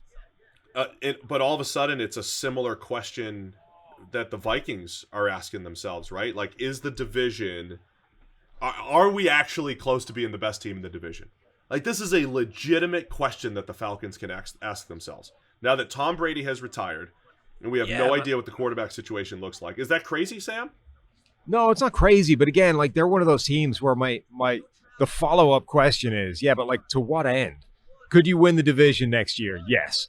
Could you win a playoff game? No. Like, what's the point? You know what I mean? Like, the Vikings and the Falcons, and there's a couple other teams, like anybody in the NFC South is going to be in this bucket, where you're like, could you realistically win the division and make the playoff next year? Yeah, sure, because the division is terrible. Like, this was like the NFC East a few years ago. Somebody could end up getting this division with 6 wins, but like, okay, then what's your plan? Because you're going to run into an actual team in the playoffs, and your 6-win team is not taking them down. And even if it does, it's not taking down the next team. Like, you're not stumbling your way from like a 6-11 team to the Super Bowl. Like, that's just not happening. So the team like the Falcons, the Vikings, all of a sudden the division might open up in such a way that you could stumble your way to winning it, and that's great. But like that'll certainly with the Vikings, because they've just axed the group that was in the playoff contention every year, but they got rid of them because they were never taking them to a Super Bowl. Like that should be the goal for every NFL team. I think you can make arguments that it isn't. You know, there are teams out there that are just looking to launder money, essentially, right? It's like a tax break. We're just, as long as the bills keep ticking over and I can write off a giant chunk of cash, I'm cool, right? And if we make the playoffs, if we're respectable, then I don't get to be embarrassed in front of my other billionaire buddies at the owners meeting. Everything's rosy. I don't need to be winning Super Bowl championships. But really, like most teams, that should be the goal, right? Like let's try and build a team that can take home a ring.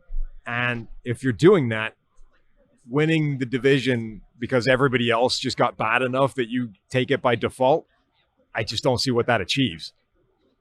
I think you bring a lot of value here at the PFF NFL podcast, but one of the best things you do is getting into the psychology of the billionaire. You know, something you've really embraced recently here. Mm-hmm. Yeah, I just don't want to embarrass myself in front of my billionaire buddies. Give me a playoff team. I mean, look, that's where, the way where Arthur Blank wants to go, the Falcons might be able to pull that off next year. You know that phrase of like dress for the job you want, not the one that you have, you know?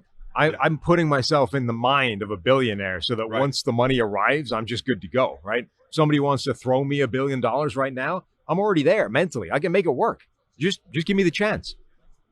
No, because I've already heard you're not the owner that wants championships. You just don't want to embarrass yourself. You're content with like 8 wins a year. So, I mean, there's a bunch of them like that. Look, I just don't want to be embarrassed in front of my billionaire buddies. That's all I'm looking for.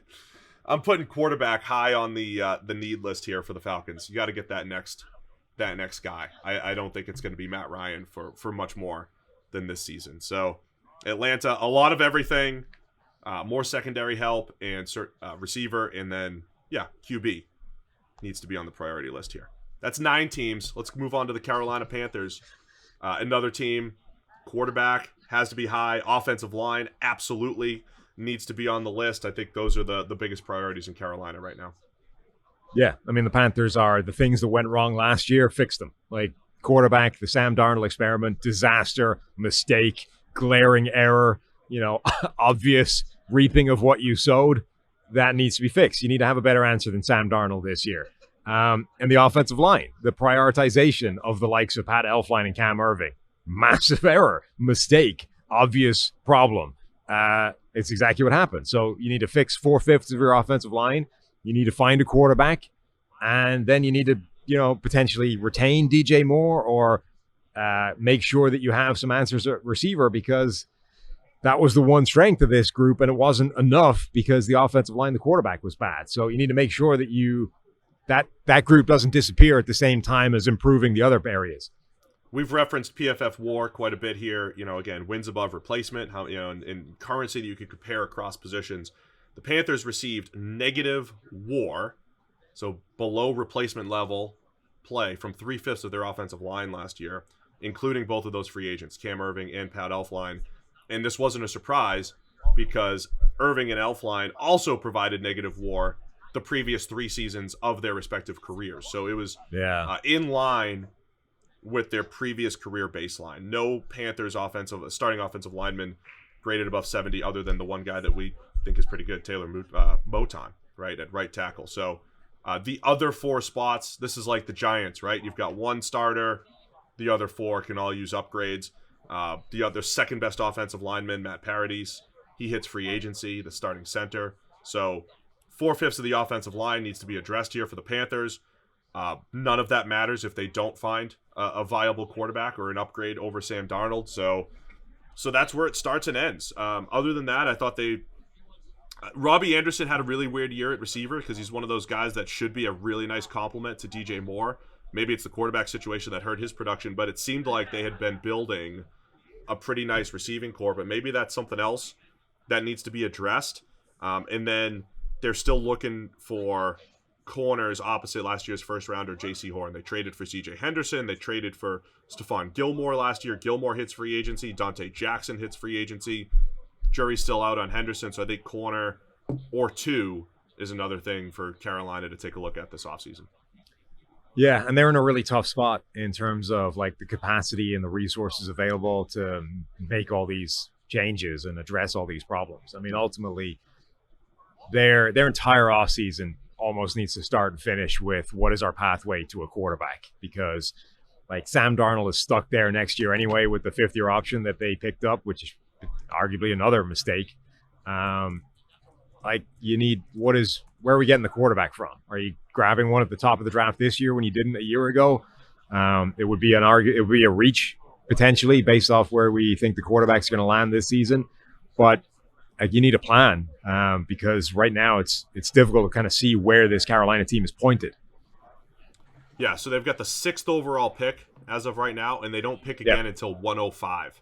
So when you're talking about a team that has all of these holes, man, that is not good. That is not particularly because like if 6 is seen as a reach for any of these quarterbacks, right? It's like your only pick of substance, and your options are reach for a quarterback and overdraft him. And if that guy is as bad as the sort of low years for quarterbacks tend to be, I mean that's just torching a draft pick for nothing.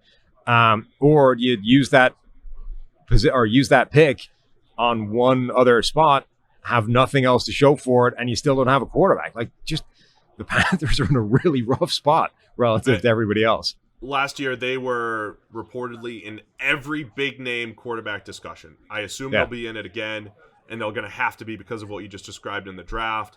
So maybe it's get a Deshaun Watson, get whoever at quarterback, and then draft a first-round tackle, and got to make shrewd moves in free agency to piece together this roster. But again, we're not here to fix teams yet. We're going to fix them later. This is just laying out the problems. And the problems, there's some big ones in Carolina. All right, so that's 10 out of 16 NFC teams. 2 NFC South teams done. The next one's the New Orleans Saints. Another team that Dennis Allen gets hired as the head coach. He wants to keep the culture, keep what Sean Payton built there in New Orleans. Allen did a great job with the defense these last couple of years. And the Saints are much like the Rams, Sam, like as far as just their own style of pushing the cap and using the credit card and the whole thing. But their biggest need this offseason is going to be quarterback as well, trying to figure out exactly what they're going to do because they're still trying to replace Drew Brees. Yeah, so the Saints, everybody looks at them and you're like, oh, this team's in salary cap hell every year. And they're not. Like, they'll free up all the space they need to. They can do the whole thing just by contract restructures. They don't even need to cut anybody. They will cut some people because that's how they do things as well. They get rid of a few guys whose contract number has gone too high for it to be worth retaining the next time around. And they roll. They swap it out. They keep the conveyor belt going. So, yeah, they're a very unusual team. Nobody else operates quite the way they do, but it's not the disaster scene that a lot of people seem to think it is every single year. The quarterback, though, is the big decision. Jameis Winston was playing reasonably well before he went down hurt. His numbers were very good. The Dennis Allen thing was a kind of continuity hire, right? We love what Sean Payton was doing. Let's try and keep that ball rolling. Even though you're bringing in a guy from the other side of from the defensive side of the ball, I don't know if they want to bring back Jameis because it was kind of working, right? And rather than dive into the unknown of just random quarterbacks and trying to replace from a complete position of unknown, maybe you just try and bring back Jameis and keep that continuity going because like the rest of the roster is not in that bad a shape. In theory, you get Michael Thomas back, having missed the whole season. Marquez Callaway is a useful member of a receiving core if he's not the number one. You still need to find sort of 2, 3, other receivers that can be parts of a receiving core. I think you can certainly attack that in the draft and bring in somebody. But if you find a QB, this is a team that could be reasonable, again, as you said, in a bad NFC South pretty quickly. If you look at Jameis's career, he's been 12th in wins above replacement. He's been 10th. He's been 21st. He's been 19th. Some of the year he was 21st, he was suspended for a little bit. But you're talking about, let's say he ranks 10th to 20th, which is a big range. But as far as where he's adding value as a quarterback, if he's doing it on a similar contract where it's, topping out at $5.5, $6 million, you're essentially getting that rookie quarterback bonus for a guy. I don't want to say exactly what you're going to get from Jameis, but you kind of do. You're going to get some volatility. And he was probably on his way to that. But yeah, he's intriguing to bring back because you could probably do it on the cheap again because of his injury. And I don't know if anybody's going to be dedicated to making Jameis their long-term starter, right? So that could be the play here for the Saints. And then you figure out all the cap situation everywhere else, and all of a sudden you've got a solid roster and maybe the best team in the NFC South. I mean, honestly, the biggest selling point for Jameis is that his price tag was nothing. He couldn't get a job. He had to. His first gig with the Saints, he signed on for like $1 million as their QB3, and then ends up sort of waiting a year, for his chance to replace Drew Brees. But if sort of half a dozen games at the start of this year didn't dramatically change that picture, the biggest benefit he might bring to New Orleans is familiarity and continuity, but B, the fact that it's not going to cost a bomb to keep him and do that. There's talk that Marcus Mariota might actually command a really big contract at quarterback. If you have a choice of Jameis for almost nothing versus Marcus Mariota for a fortune, that Jameis, no brainer. So that might be the single biggest thing in his favor right now. Similarly, if the alternative is draft a quarterback at 18 or even 50, with the unknown of the Sam Howells and Kenny Pickett's of the world and Malik Willis's and the whole crew, you at least have a known commodity in Jameis. If you're going to get him for anything under $5 or $6 million, again, it's like having a rookie quarterback, but with a little bit more with clear expectations of his production. And maybe he doesn't end up having the long-term ability, and you want to draft a guy anyway. But Jameis is an interesting bridge guy there. And receiver, I think, regardless, has to be, something that's addressed. Marquez Callaway, I don't think he's a number one. He's probably a low-end 2, at best. He's probably Corey Davis-ish, as much as he flashed that really nice ability in the preseason last year. So receivers got to be high up on the priority list as well here. Yep, agreed. Anything else for the Saints? They just depth across the roster. I think they have the ability to bring back a lot. Marcus Williams is going to hit free agency again at safety, so maybe replenishing there. But again, they've done a nice job. Yeah, this is the thing that the Saints do every year because they do that run of sort of clearing out some cap space and replacing some players and cutting the likes of Emmanuel Sanders and these guys whose contract number has crept up a little bit. And sure, you'd like to keep them around, but it's probably more smart to get rid of them and rely on your ability to replace that guy.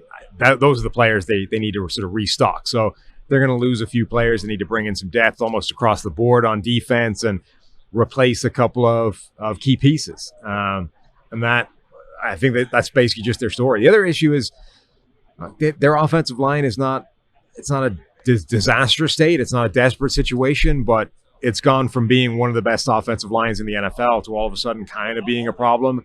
Teron Armstead is going to be a free agent. He's been an elite left tackle when he's been healthy, but that's become a bigger question mark than it has in the past. That interior trio, Andres Pete is on big money and has never really played well. I'm not quite sure why that ever happened.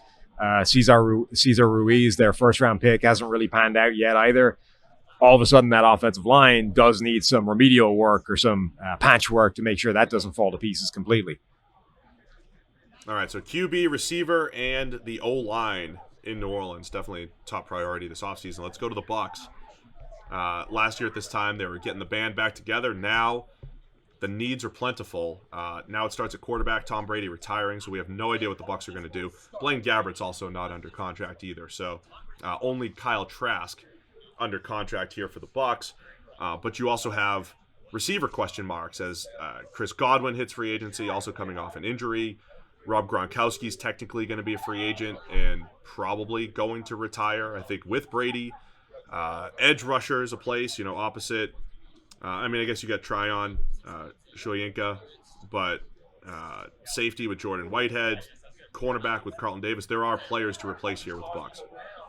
Yeah, they got the band back together, and now without Tom Brady, you're probably not going to see that happening again. You're going to see a lot of these guys that are hitting free agency actually going to go test free agency and see what the market brings. I think they're going to need some work. Receiver could be a pretty major area of concern if Godwin does depart, and it leaves you with basically just Mike Evans and Cameron Brate as the two guys that are holdovers. They didn't seem to Tom Brady didn't seem to trust the lower guys on the depth chart, the likes of Scotty Miller and Tyler Johnson and Cyril Grayson and Jalen Darden, who they drafted. None of those guys stepped up. Now maybe without Tom Brady, those guys can step up into a bigger role and potentially be number 2 or number 3 receivers to a Mike Evans and be better players than they've looked so far. But right now, that looks like a potential area of weakness. The offensive line has been really, really good the last 2 years under Brady. They draft Tristan Wirfs, and that kind of completed the set. And then that starting 5 has played almost the entire time that Brady has been there. Now, all of a sudden, you're going to lose a couple of those guys, at least on paper, to free agency. You need to rebuild that and make sure that offensive line remains a strength for the next quarterback, whoever it's going to be. And then, the defense, it's just going to need a couple of starters replaced. So you probably do need another edge rusher. Joe Tryon-Shoyinka actually played a lot this year. Wasn't really supposed to, but injuries opened up a lot of opportunity for him. He played quite a lot of snaps. Never really did much with them, though. You thought sort of initially maybe you just need to up his playing time and start to see that athleticism, that speed, and the hustle play off. And it just didn't. He just never generated pressure. Raw guy, a guy we expected to take some time. In year 2 would be his year based off his projection coming into the NFL. So that's still a realistic thing. But, you would be concerned at how little he showed from a pass rushing standpoint in year 1. And maybe you do need to keep hammering at that position and make sure that you're not going to fall off there. Defensive line, too, in general, opposite or next to Vita Vea. Ndamukong Suh back to free agency, William Golston. Plus, they were just getting old in general. So defensive line needs help. And then the other part, if you go back and say, how did the Bucs win the Super Bowl? Yeah, Brady and Gronk and Antonio Brown and all that stuff. But they had done such a good job building that secondary for a few years with in the draft. As Carlton Davis hits free agency, as I said earlier, Jamel Dean and Sean Murphy-Bunting get to the end of their contracts, just replenishing the youth in the secondary. And I'm not saying they just did a really nice job of continuing to draft corners and draft safeties. And they had all those guys on first contracts kind of peaking in that 2020 season when they made that run. And that's starting to fall apart a little bit. So, yeah, the Bucs have a lot of work to do on paper. Because and I think they're just going to look different. Everything that looked like a strength, receiving core, secondary, depth on the defensive line, all of that stuff needs attention in free agency or the draft. And by the way, they probably need a quarterback to replace Tom Brady. And so that's the same question. These do we want to be the best team in the NFC South, or do we want to start from scratch? And Bruce Arians, maybe at the end of his run, are they going to be aggressive, looking for a Derek Carr, looking for an established quarterback? And then if that's the case, then all the more reason why you have to get that wide receiver 2, whether it's Chris Godwin or someone else. You have to, secure the offensive line, and it's going to be compelling and captivating in Tampa Bay to see where they go. But far more need. They had a lot of needs last year at this time, but they got them all back. It's going to be different this time around. And I think at this point, there's just an assumption that Kyle Trask is not going to be the guy, even though, I quite like Kyle Trask as a prospect coming out. I thought the second round was the right kind of place for him to go. He had a year to sit. He could be the guy. First, he could be. It opens up the ability to, first contract guy, you open up these other spots. That's what I'm saying. I liked him as a prospect. He went in the right kind of range, I think. They got a chance for him to learn behind Tom Brady for a year, but they're going to tell you, pretty much immediately whether that's an option or not. They're the team that had a chance to watch him every day for a year in meeting rooms, in practices, whatever. If it never occurs to them that Kyle Trask can be the starter next year, then it's probably not happening for him, ever. But for now, he is a potential option. There's literally no point in drafting him where they drafted him if they're not going to hand him the starting job right now, right? Because he wasn't the primary backup last year. Blaine Gabbert was the guy that would go in if Tom Brady was ever going to miss some time. So his only purpose was to be a successor to Tom Brady whenever though he decided to hang him up. Now's the time. Tom Brady just walked away. If it isn't Kyle Trask's job now, then you just wasted that draft pick. I liked the flyer on Trask too. The one thing about him though, don't love his arm, doesn't have great velocity. You usually want high velocity guys in a Bruce Arians system, so there might not even be a scheme fit here with how often the Bucs like to throw the ball down the field. We'll see though. But the Bucs, a lot of needs this offseason. That's 12 of the NFC teams, I believe, that are down. I think we hit everybody in the East, North, and South. Let's move on to the NFC West. We'll start with the Arizona Cardinals. And I don't know what's happening here, but Kyler Murray unfollowing the Arizona Cardinals on Instagram. Is quarterback a need in Arizona? Is he going to baseball? I mean, if he's smart. Like, who doesn't want to go on those 6 to 8 hour bus trips, sometimes worse, and, you know, playing 150 games in 160 days? Who doesn't want to do that right now? So that's the thing, right? Kyler would be in the minors. He was a high draft pick by, who was it, the A's, right? Was that the team? Oakland A's. Yeah, good work. Yeah. But he's not, I mean, you don't walk from here into the majors, right? He's going to have to do what you did, right? And start busting it around the country playing for the whatever those jackass teams that you played for were, right? Fresno Grizzlies. Yeah. Right. Like he's not walking in. He's not walking into the major league bullpen. He's going to have to go on the bus with all the crappy teams and earn a per diem or whatever. It takes a little time, you know. You gotta earn your way up, no matter what. But you gotta, you know, it takes reps, man, as a hitter especially. And remember, he hasn't had the monster payday yet, right? You could construct an argument that you can have those couple of crappy years on the bus, you know, before you get the big majors payday. If you've already had if you had the $100 million contract from the NFL and you got a ton of money sitting in the bank, I mean, I'm not saying he's destitute or anything, but he hasn't had the second deal that, you know, would set you, your kids, your grandkids, and their kids up for life and enable you to spend a couple of years earning nothing in the minors. Like, if he decided that, all right, I'm out of here, I'm going to play baseball now, it would be a significant risk and, you know, decline in the lavish lifestyle.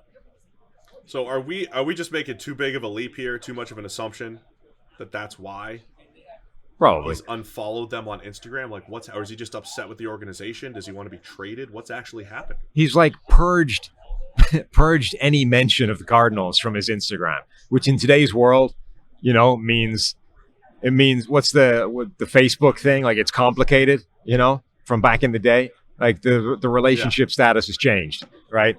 That's what's happening with Kyle. And I guess I would imagine the most logical explanation is this is agitating for a new contract a year early, right? He wants to be one of those guys that gets the big $100 million deal as soon as humanly possible. He doesn't want to wait around, you know, he doesn't want to be where Lamar Jackson is right now, right? Going into the last year of that deal, still without the giant money, right? Where's my cash? Josh Allen got his deal. You know, where's mine, right? I'm a unanimous MVP. Where's the bag? Where's my chunk of cash? I think that's what Kyler Murray's doing here is all right, I'm not happy with this. Pay the man. I feel like there's less passive-aggressive ways of doing that. But anyway, let's pretend Kyler Murray's still on the roster.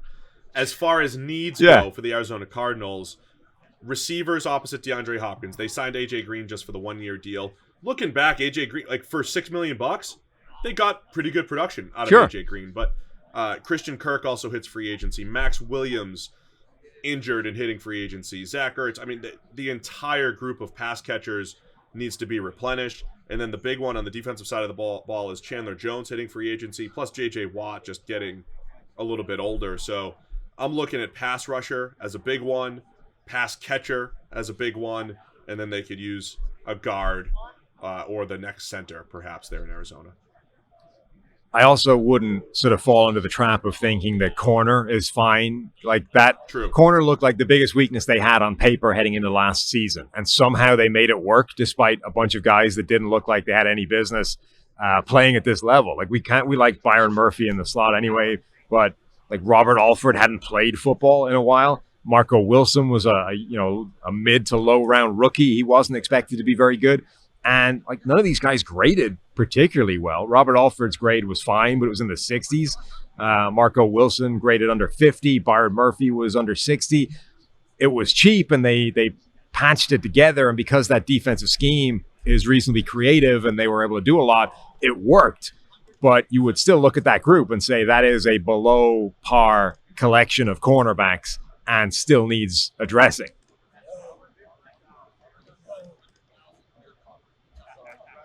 Yeah, the Cardinals had one of the lowest run defense grades too. So it is more corner. I agree. Everything in the front seven though. I know they invested a lot at linebacker the last couple of years, but their entire defensive line I think can use an upgrade. Even if you're just adding run stop specialists, but replacing Chandler Jones as a pass rusher as well. So I think those are the big ones for Arizona. Definitely want to see what their plan is at receiver, though. Again, I liked the AJ Green move. Looking back, I didn't think it would pay off the way it did. I think it's probably some combination of getting youth in there, the draft, but also figuring out free agency and what the best complements are to DeAndre Hopkins, because that's when this offense took its next step this year. Was adding Rondale and adding AJ Green and Christian Kirk being their slot receiver. Let's not let Kyler Murray unfollow us on Instagram and all that stuff. Let's keep him happy with as many playmakers as possible. I mean, the other thing they need to think about is that, like, as good as DeAndre Hopkins has been, he is on an ungodly sum of money at this point. And if you can find a new number one receiver, it potentially gives you the flexibility to maybe move on from him at some point. Because, DeAndre Hopkins is on so much money right now that it's breaking the wide receiver market, right? Guys like Devontae Adams are saying, I want Nuke Hopkins money, and there isn't a team in the NFL that wants to give it to him because the Hopkins contract is so out of whack that it's like nobody else wants to get into that territory. So Arizona is the one team that's on the hook for that. They're paying him QB money. I mean, that's the reality of it. And as good as he is, that's kind of over the top, And if you do keep him, it does mean you have to, offset that with cheap in other spots at receiver. So yeah, it's got to be the draft. Let's assume Kyler Murray's back. Their biggest need, I think, is friends for Kyler on the offense, but also the perimeter and the trenches on defense. So a couple friends spots for Kyler. Arizona. Friends for Kyler. Let's go with the Los Angeles Rams, Super Bowl team, but we could look forward to this offseason. Guys like Von Miller hitting free agency. The underrated Obo Okoronkwo also hitting free agency. So edge rusher for the 9th straight year, I think is going to be a question for the Rams. They paid a lot of money to Leonard Floyd on one side, but I think you're seeing the value of when you do have a Von Miller there. So I think having another good edge rusher should be a priority for the Rams. Starting corner Darius Williams hits free agency this offseason, plus Brian Allen and Austin Corbett up front as far as the offensive line goes.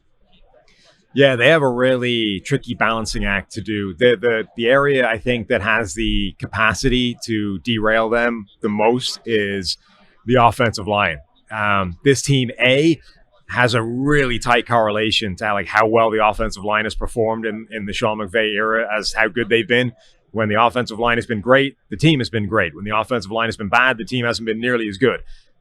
This year it's been good, but when you look at that group and how it's comprised, Andrew Whitworth is the only one that's on kind of reasonably big money, right? Rob Havenstein is also on a pretty healthy contract, but the interior trio and the primary tackle backup, Joseph Noteboom, those guys are all on nothing. I mean, 3 of those 4 are on under $1 million. Austin Corbett is on 1.9. These guys are not, they've been able to get this really good offensive line play basically out of first contract guys and, really low end players in terms of financial commitment that have played well. Now, a couple of those guys are going to hit free agency, and Whitworth isn't getting any younger. At some point, the 40-year-old isn't going to be able to play left tackle at a really high level. They need to start thinking about that offensive line, and because of the way they deploy all their resources, you trade away the draft picks, you go looking for established players, you now have this really low margin for error. It's a really tight window to hit, a really small target to be able to replace multiple guys on the offensive line with reasonable players that are not going to cause a significant decline in production and in overall play from that group. So to me, that's the Rams' biggest challenge this offseason. Yeah, it would be great to bring back OBJ. It would be great to bring back Von Miller.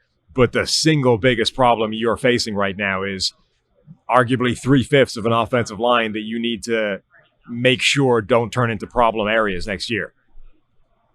Yeah, it's a great point. The O-line being something that they can't let 2019 happen, right? Where they just completely fell off the map and the offense couldn't function. So offensive line, I like it. I think that makes a lot of sense. The other thing we'll hear a lot this week, too, it's like, yeah, the Rams go all in, but look at all these, mid-round. Look at Cooper Kupp, who they found in the third round and all that stuff. And we keep hammering home. Can they keep that going, right? Can they continue to hit on those mid-round picks? Because that's where they're going to have to fill these needs. You at least need starting caliber players that you're going to find there, right? Like Ernest Jones, who's starting at linebacker for them now. They have to continue to do that, and even if they're low end starters, you still have to find starting caliber players, for the Rams. So their team building strategy, again, it's unique, and O-line I think definitely needs to be a big focus this offseason. 2 more teams, Sam. 14 out of 16, I believe. San Francisco 49ers. We'll do another audit at the end. San Francisco 49ers and their needs. Jimmy Garoppolo almost certainly going to be gone. Trey Lance going to be taken over at quarterback. Laken Tomlinson, Daniel Brunskill, couple starting guards there. So they're both going to be gone or hitting free agency. So that needs to be addressed. Jaquiski Tart gone, and at safety hitting free agency. K'Wan Williams. So I think secondary and guard, just for specific filling starter roles, that's probably the starting point here for the 49ers. Yeah, agreed. Secondary, I think, is probably the primary area of need. This offense has a track record of getting plus play out of offensive linemen. So I think guard is a need, interior offensive line. I kind of like their ability to be able to grab guys, plug them in, and then be okay. Corner, I think, is a major issue. Obviously, we got one good year out of Jason Verrett before he went back to being perpetually injured. I imagine they'll roll the dice on him again because what the hell? Like, it's cheap. It's for the year where he does pan out and stay healthy. He's still a really good player, but you need to have contingency. You need to have a better bet than that going forward. They desperately do need a cornerback. Even Emmanuel Mosley, the sort of one guy that is going to hang around to be an incumbent starter and remain, you could easily upgrade over Mosley going forward as well. So the back seven generally, I think, is an area that they just need to throw some resources at in a significant way.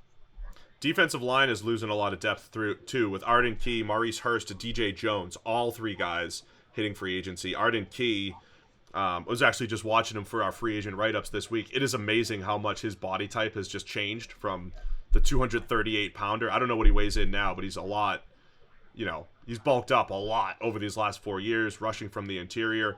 The Niners defense has been at their best this year and in 2019 when they had, 6 and 7 edge rushers, right? Just pass rushers that you could trust. Arden Key, DJ Jones, Maurice Hurst didn't play this year, but all of those guys no longer there. So depth on the defensive line, I think, also needs to be something that they look at. I'm with you, though. Secondary is the biggest one because to me, it's still amazing they made it to the NFC Championship with that group, beating the Packers and beating some of the Rams the way they did until the NFC Championship, while piecing it together with a secondary that just wasn't very good on paper. I mean, a big part of it was that depth on the defensive line, right? Guys like Arden Key, and they were getting a ton of pressure late in the season and into the playoffs, which eases the burden on the secondary. So definitely you need to get better in the secondary as well. But it's a good point that those defensive depth players are important as well because they help that secondary. And not just defensive depth, but like depth across the board. We talked on the depth chart that I've never seen a team that looks like Chicago's where like just nobody is coming back. Half the roster is out of contract. San Francisco, like everybody that isn't the starter essentially is out of contract. Like their entire depth, defense and offense needs major work because nobody's returning as of right now. Yeah, so I think a lot of the attention is going to be defensive side of the ball, then figuring out what they do at those guard positions offensively. And then the Seattle Seahawks to wrap it up in the NFC, presumably. Team number 16 out of 16. The Seahawks, I'll repeat what I said about the Bears, right? I mean, this is a roster that has just slowly gotten worse. They don't have that first-round pick, still because of that Jamal Adams trade. So Seattle has some work to do just to maintain where they are, right? Like on paper, Russell Wilson throwing to DK Metcalf and Tyler Lockett. That's a great starting point. But the offensive line is a perennial issue. Plus 3/5 of their O-line hits free agency. They haven't rushed the passer very well the last couple of years. And when they finally found a corner this past year, DJ Reed, well, he's hitting free agency again. So secondary, defensive line, offensive line, another playmaker for Russ if he's back. I mean, there's a lot to do here, I think, in Seattle. Yeah, and there is that last part, right? The idea that Russell Wilson might have just had enough and be done with this. And if Russell Wilson leaves, obviously the whole thing's done. I mean, if Russell Wilson leaves, either you need to find some other like miracle answer at quarterback, or this whole thing might as well get blown up and start over. At that point, they become, I think, a complete and total rebuild job. But if Russell Wilson is there, I think this is the year you finally have to say, yeah, okay, let's really attack that offensive line, because Dwayne Brown made a huge difference to this group when you traded for him and you brought him over. He finally started to decline this year. He reached that age, and he's hitting free agency. And there's 2 more guys hitting free agency, and the 2 guys you're left with are not exactly superstars. So they need to just go, look, Russell Wilson's already angling for this anyway. He's making noises about it. The good player we had on the offensive line is leaving. We need to dedicate some major resources to this for maybe the first time in the Russell Wilson time. They need to attack that. And then defense across the board. It's another one of those teams that was once a great defense and has just slowly eroded and chipped away at it, like the Vikings, like the Eagles, like the Bears. These teams have just not been able to retain the quality personnel that they had that once made them so amazing. And it's maybe been a longer decline for Seattle. And they still have a couple of players there that are really good. Bobby Wagner is still playing fantastically. I think Jordan Brooks has sort of shown signs that he's moving in the right direction. Poona Ford is a good player, but there's not enough. Like Jamal Adams was maybe better last year than he was the first time they brought him over, even though he played less as a designated pass rusher. But that group needs a total overhaul. It just needs an injection of talent top to bottom. So they have a lot of work to do.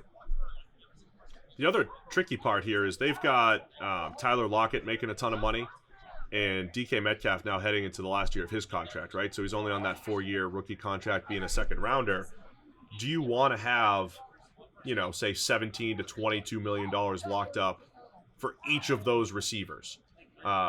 Who, again, the starting point of those 2 plus Russ, should be that's as good as it gets around the NFL on paper. I know it hasn't worked out since the second half of 2020, but you at least want to probably keep that intact. And then you still want to say, well, yeah, we drafted Dwayne Eskridge with one of our only 3 first-round draft picks last year. We still need a third option, right? We still need so that's what puts Seattle into even more of a bind here, is you might have to pay DK, but you still want more as far as pass catchers go. You do have the offensive line that needs to be addressed. All of their top couple tight ends are hitting free agency, and their 2 starting corners are hitting free agency. And corner's been a position, much like what the 49ers. The 49ers have just kind of stitched it together the last couple of years. That's what the Seahawks have done too. And they haven't been the same, man.